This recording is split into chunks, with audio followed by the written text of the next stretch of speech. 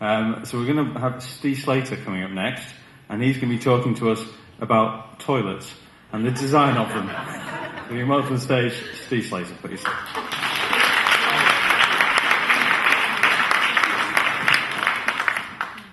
Evening, everyone.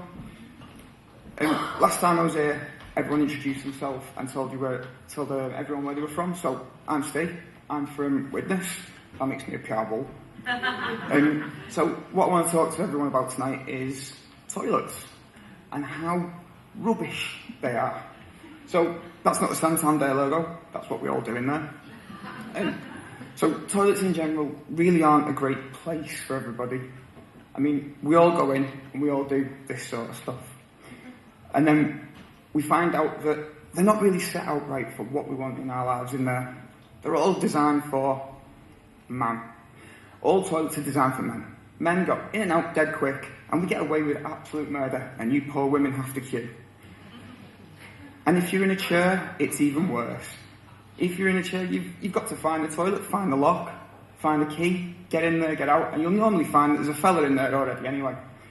And then if you've got a baby, you're even worse. Some people have prams or the kids, you get in there, you get out, it's really difficult. That's if the male toilets even have changing. But other things happen in toilets as well. People go there for a bit of solace. People go there when they feel outcast. They end up having a lunch in there. They go in there when they've got mental health issues, when they can't deal with what's going on outside. It's a little bit of it's a vulnerability safe place. It's where you go when you're most vulnerable and you feel as safe as you possibly can. So when you're in the toilet, you also do other things. You write your CV, you send it out to the recruiter. If you're having a bad day, you go on your mobile phone, you have a bit of time away. Aubergine. If you know what that emoji is, aubergine. But what you need in there is time. And you need to be comfortable enough to spend as much time as you can in there to do what you need to do. And that's one thing that a lot of toilet designers struggle with, is you feel rushed. You can hear people rattling the door. You can feel people walking past. There's lots going on. So is that environment comfortable? I mean, who is the number one user for a bathroom? Who do you design for? Do you design for the person who's using it? No, you design for the cleaner. The cleaner's got to clean it. If you can't clean the toilet, everybody else loses. Nobody can do the lunch in the toilet, because it's not a nice place to do that sort of thing anyway.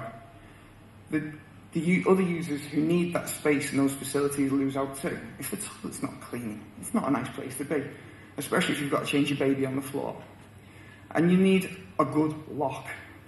A good lock provides you with that solace. It provides you with that safety and security on the door. You know that you're safe to be at your most vulnerable. And you need that around you. You need that. You don't want a small, short wall where someone can pop their arm and go, "Can you pass me some toilet paper, mate?" Nobody needs that when they've got the pants around their ankles. So you need that.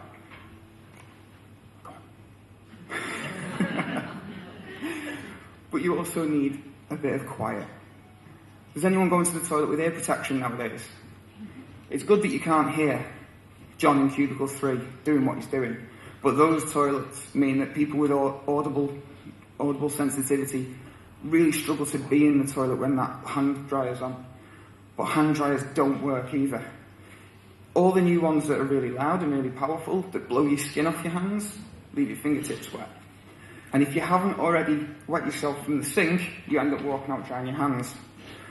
But when you walk out drying your hands, where is the sink? Is it at the back of the bathroom, or is it right next to the door? Have you been able to walk around without bumping into anyone? Have you done the things that you need to do without the stress of bumping into people? And have you walked out without using one of these Dyson hand dryers with a tap in the middle? Because they're great when they're used with the right sink. If they're used with the wrong sink, the hand dryer instantly blows all that soapy water all over you. So do you design for men and women? Both at the same time? Are they the right users to design for? Probably not. Because the users with the most needs are the ones that you really need to start with. So disabled users, people with prams, extra children, people who need a lock-up high and a lock-down low. The people who need that extra time. Because if those people are accommodated for, if those people are designed for first, everybody else can use those facilities. Everybody else gets the best of both worlds. And we're all worthy of that. We're all worthy of better design. So the point of why I'm here and talking about this is that I'm picking problems for my self-development in design, but to also get some solutions out there. Is I'm looking for worthy issues, and this is what I'm doing. I'm setting up a blog, which is my portfolio. It's a task for myself to get things out, to get options out there and other solutions, and to collaborate. If anyone has a problem and they want to do some work on it, come and see me, and we'll do it and get it up and see if we can find the right solution to these issues.